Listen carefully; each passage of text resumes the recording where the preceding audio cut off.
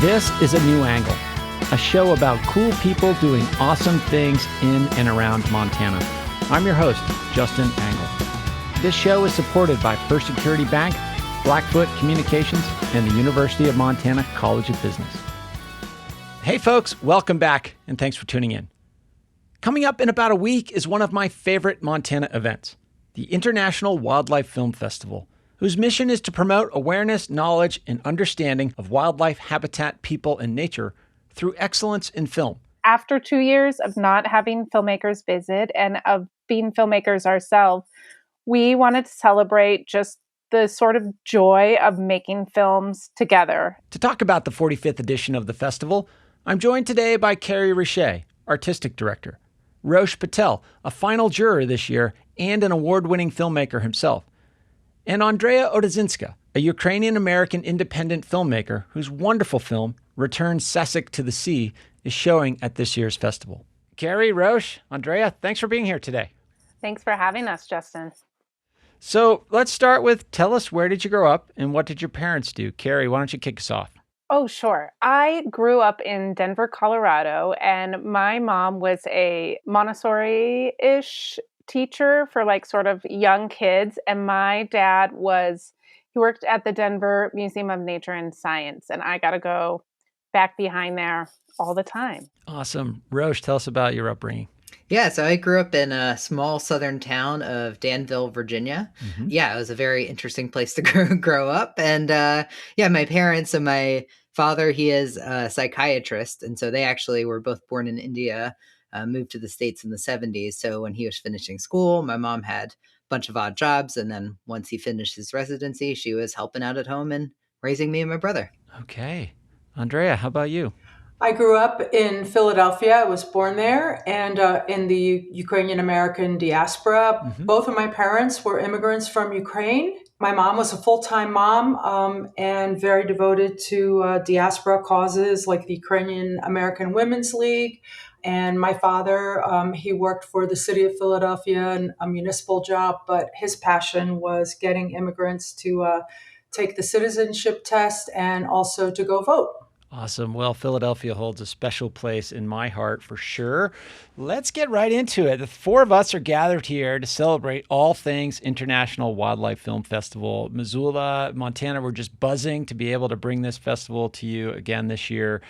Carrie, as the artistic director for the festival, tell us about it. What are you particularly excited about? What's happening this year?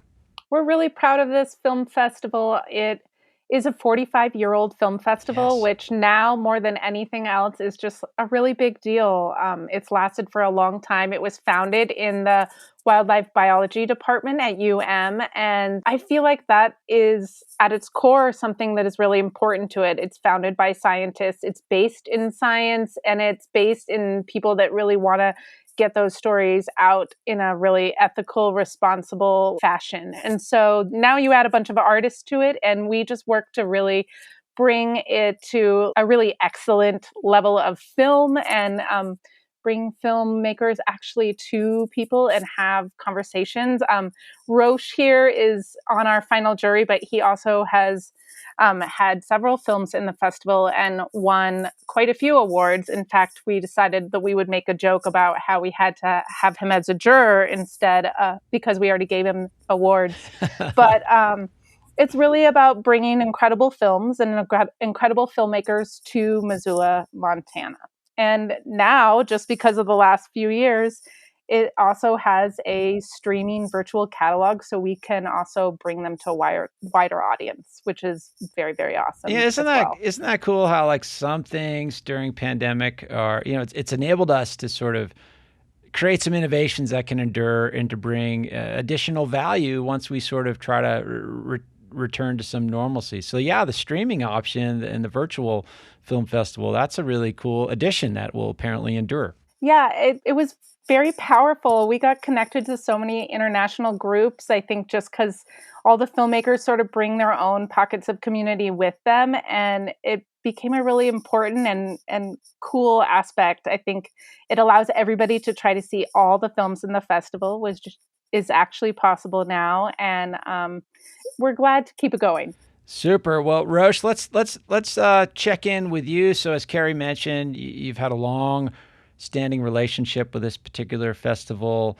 You're a juror this year, but let's talk about how the role the International Wildlife Film Festival has played in your career. Why has it been an institution you've chosen to align with? It has just been a part of my career just over the last decade or so. I think the first time I attended was 2011. I was a graduate student at Montana State University, so it was local-ish, which was great. And so it was, I think, the first film festival I had ever attended. I volunteered later in my time at Montana State. I created some films that had entered into the festival. My first film, Pride, which was about Asiatic lions in India. So it was a way to actually for me to tie back my interests in wildlife film back to my family and languages that they speak and things like that, which was great.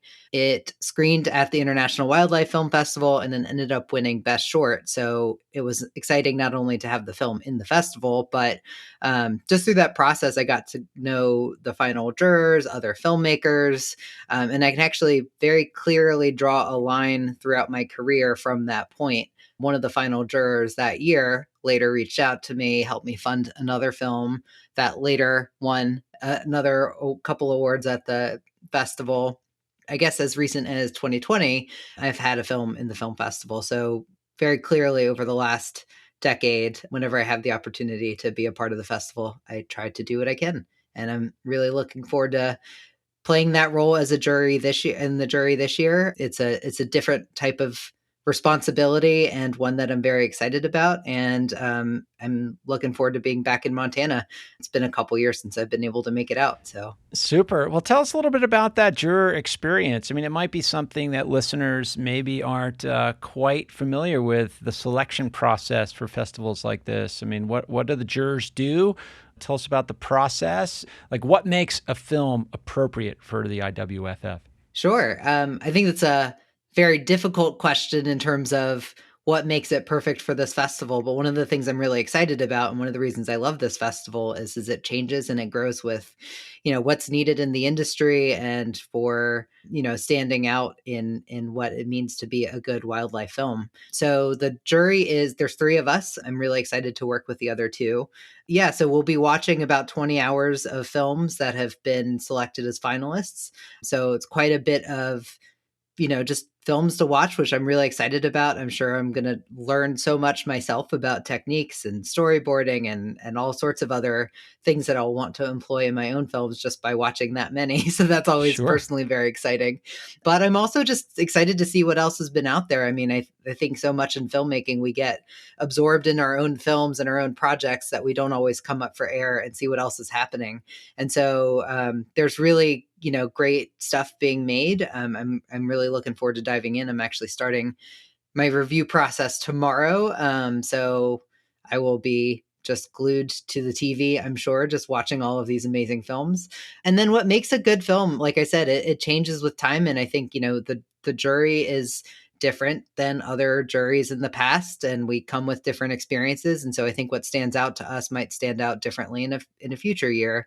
But I think there's so many things at play in terms of community and, innovation and storytelling beyond just beautiful wildlife footage that all play into it. So I think we kind of have to see what's presented and figure out, what sort of stands out and feels unique in that way. Yeah, a large task ahead and a big responsibility. Let's talk about one of those films and the filmmaker in particular. Andrea, let's bring you into the conversation.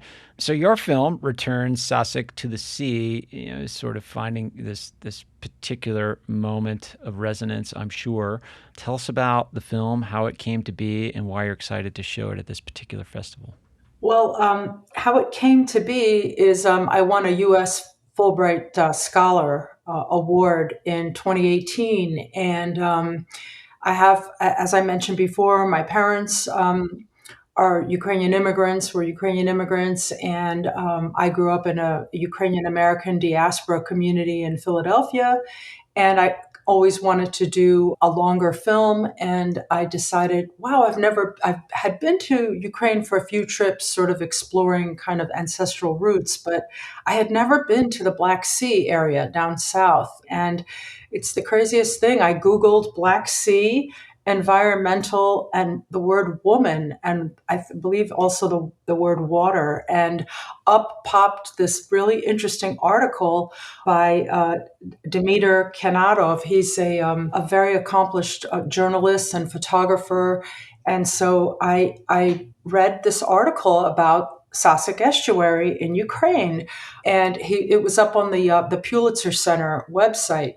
And I'm like, I want to go to that place. I want to see that place. And I went, and I ended up living there and filming there for almost a year. I was living in Mykolaiv and also in Odessa. I did some teaching there. That was part of my grant. And then I kept going back to the estuary and sort of going around the whole estuary and interviewing people for the better part of a year in 4 different seasons to learn the history of what happened there during Soviet times and the results of some of these really crazy, bizarre sort of scientific experiments that were done to the estuary and the aftermath of all of that. Yeah. So my understanding is, this sort of inlet of a sort was dammed off and tried to be converted into fresh water. Yes. And it just seems like it doesn't seem strange given all the bizarre things we've tried to do to control the environment. But without giving too much away, because we want listeners to go see your film, tell us just a little bit about this bizarre constellation of, as you frame it, scientific experiments that happened in this region. Well, trying to turn an estuary into a freshwater reservoir had ramifications which went on then for a good 30 years after. It's beyond belief. I don't want to give too much away either, but structural things were done with the building of that dam, but then chemical things were done and water level experiments. And so really, I just wanted to hear from people who live right there in the various villages surrounding the reservoir. What does that feel like, to you now? And why is this still an important story? I was privileged to meet some really incredible people, that are just trying to bring this body of water back to what it was, who remember what it was. And also, I was very moved in particularly, the people who remembered what they had versus kind of the bill of goods, if you will, that Sure. they were sold. Yeah. So that this will be better for you, that this great big Soviet project is going to be great for the community, and it's going to, raise the agricultural output of Ukraine. And it's just, that's the part that was very moving to me, and wanting to get that story out, that it was kind of not at all great for the community and why it's worth hearing from the people that do battle there. I finished the film right before this latest invasion of Ukraine. They were still dealing with the aftermath of, not even the aftermath, but the 2014 invasion in the eastern part of the country. That was still going on. That's why everybody in my movie, all the men are in military fatigues, because they were still contending with that invasion.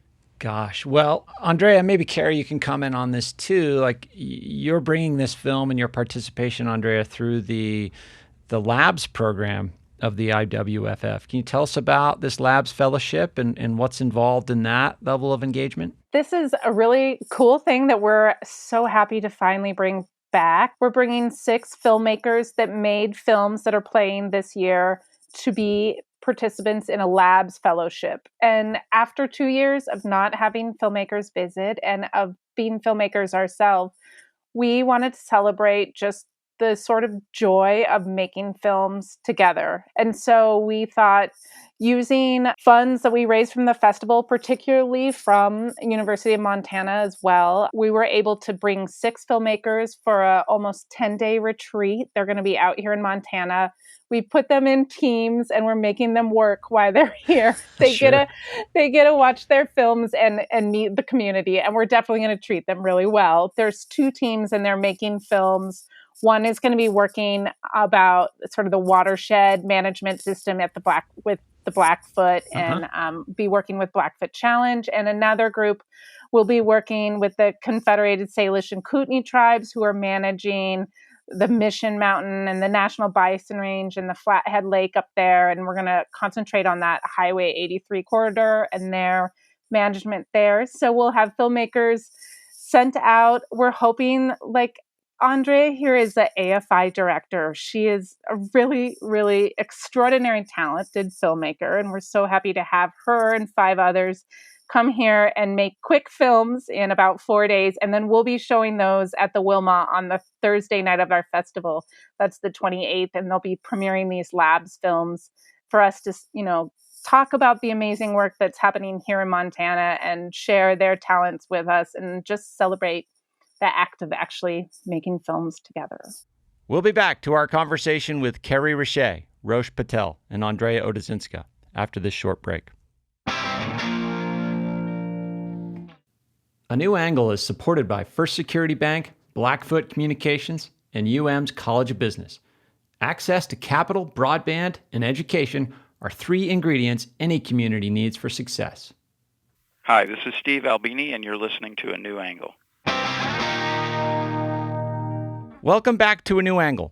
I'm speaking with Carrie Richer, Rosh Patel, and Andrea Odezynska about the upcoming International Wildlife Film Festival. Andrea, so this year, will this be your first time to Montana?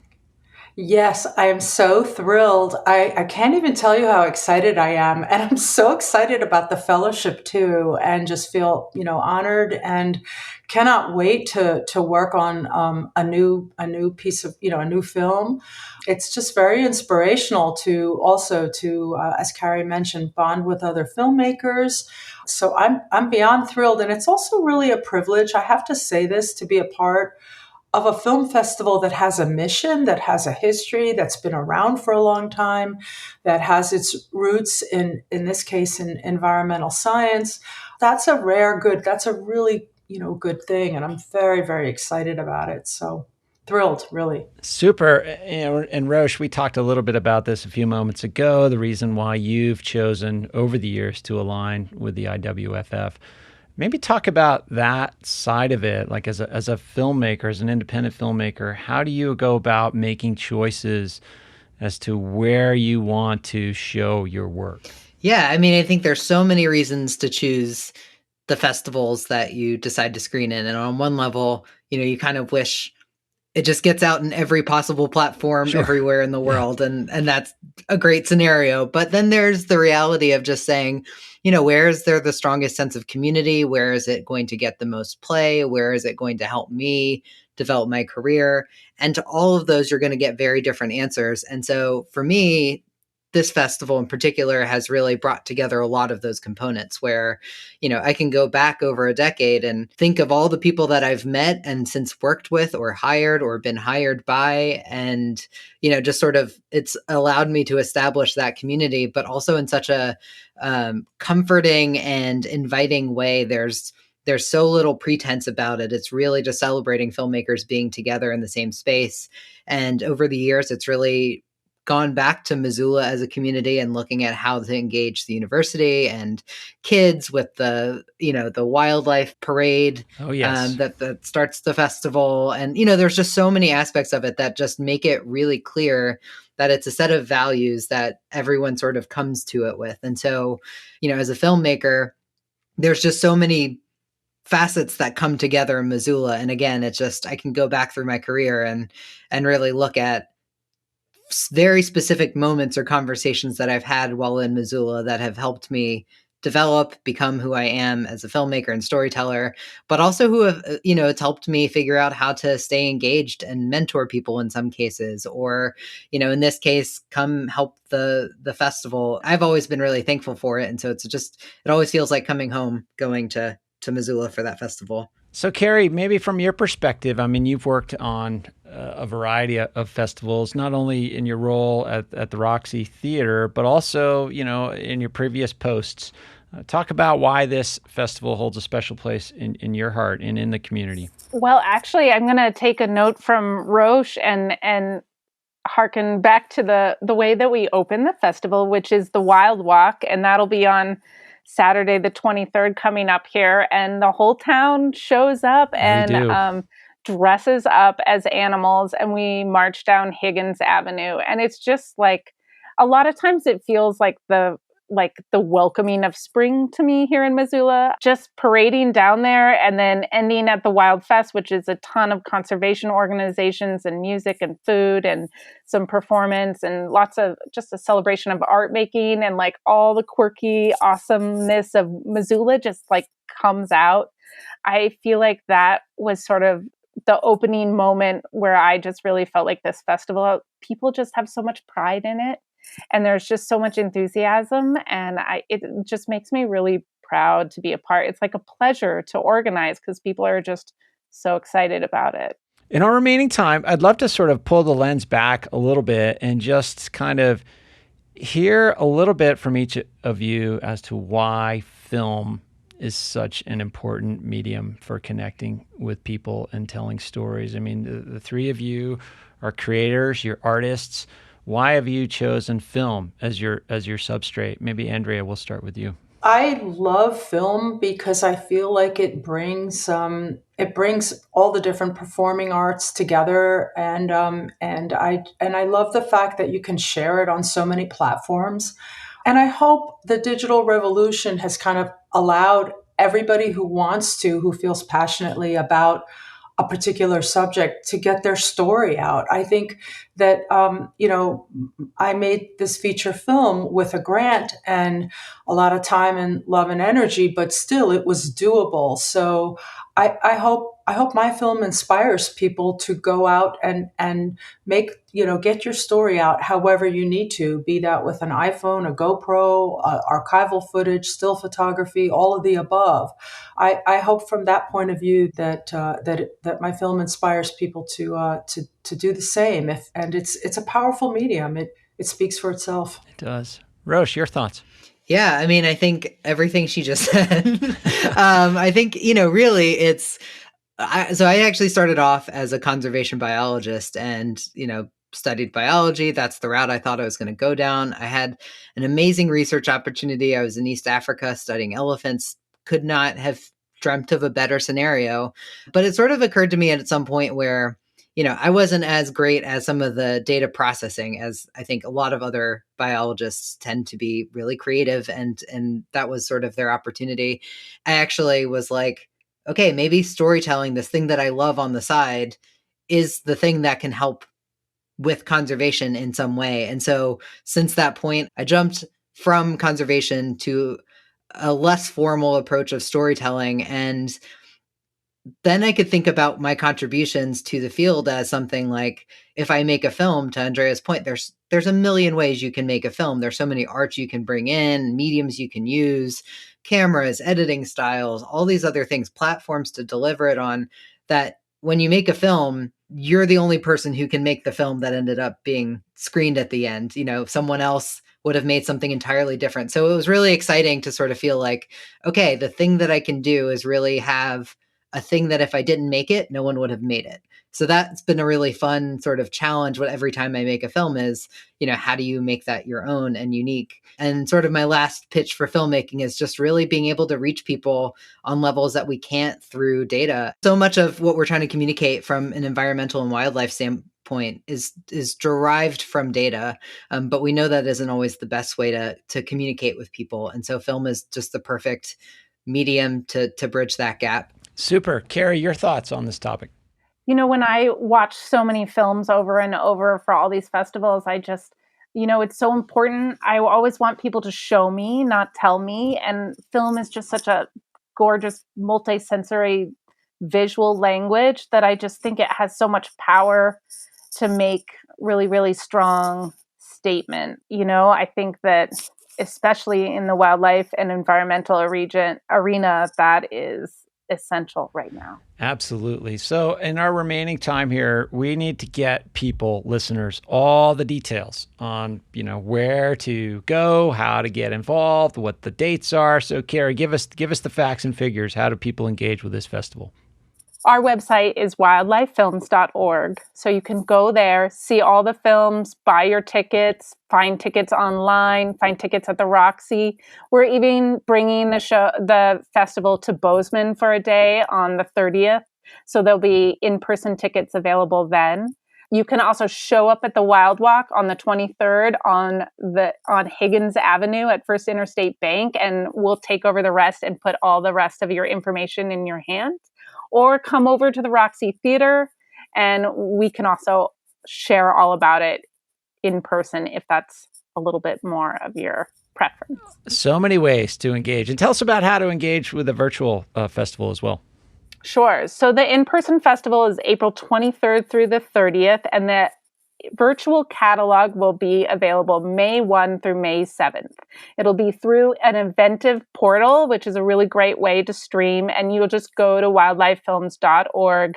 There'll be a button right in the home page, and you just click that, and you can choose any shows that you want to watch. We're trying to make it available globally. So as much as possible, it will be available to your aunts and uncles and friends and family, and you should spread the word for sure. Super. So, Andrea and Rosh, you do a ton of other stuff as well. Let's start with you, Andrea. If folks want to learn more about, this particular film, but your other work more broadly, where would you point them online? Odezynska.com. Okay. We'll make sure to put that in the show notes so people get the spelling. Yeah. Awesome. Or come to Andrea's showing on Sunday at 6:00 and meet her. Very good. Yes. Come to the Q&A. I want to meet you. I'm so excited. I can't believe it. It's great. Engage. Rosh, how about you? I mean, I have to say, you seem to have what I think is one of the best job titles as a resident filmmaker, photographer at the Smithsonian. We could spend a whole episode on how you got that job and how awesome it is. But yeah, where would you want to point people who want to learn more about you and your work? Sure. Yeah. So my day gig is at the Smithsonian National Zoo and Conservation Biology Institute. So I would say most of what I've been making over the last couple of years in terms of short films and exhibits and things like that, exhibit videos and things like that have been at the National Zoo. So that website, nationalzoo.si.edu, is where a lot of my stuff lives. And then my personal site is roshpatel.com. And there's a lot more independent stuff that I've either been producing or in the middle of producing. So there's just more stuff on that place. Awesome. Well, it was great to catch up with the three of you. Thank you so much for collaborating on this amazing event. I hope listeners get out, watch some films, participate in the Wild Walk Parade. Just take advantage of this amazing community resource and event. Thank you all for being here today. I appreciate it. Thank you. Thank you for having us. Thank you. This episode of A New Angle is dedicated to the memory of Cooper Burchinal, a beloved father, husband, friend, and pillar of both Missoula and the IWFF. Happy trails, Cooper.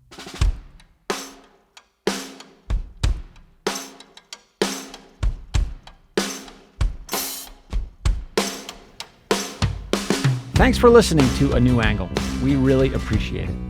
And we're coming to you from Studio 49, a generous gift from University of Montana alums Michelle and Lauren Hansen. A New Angle is presented by First Security Bank, Blackfoot Communications, and the University of Montana College of Business, with additional support from Consolidated Electrical Distributors, Drum Coffee, and Montana Public Radio. AJ Williams is our producer. VTO, Jeff Ament, and John Wicks made our music. Editing by Nick Mott, and Jeff Meese is our master of all things sound. Thanks a lot, and see you next time.